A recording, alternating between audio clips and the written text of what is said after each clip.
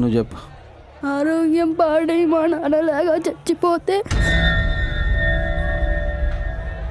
ఏం రో ఎక్కువ మాట్లాడుతున్నావు? మీ పిల్లలు కూడా నాలాగా ఇలాంటి పనులు చెయ్యకుండా ఉండాలంటే తాగకండి సార్. దండం పెడతా, ఈ పరిస్థితి తేకండి సార్. ఏ కొమ్మకు ఏ పువ్వు పూయాలో, ఏ చెట్టుకు ఏ కాయ కాయాలో, ఏ గువ్వలు ఏ గూడు చేరాలో, అన్నీ ముందుగా రాసే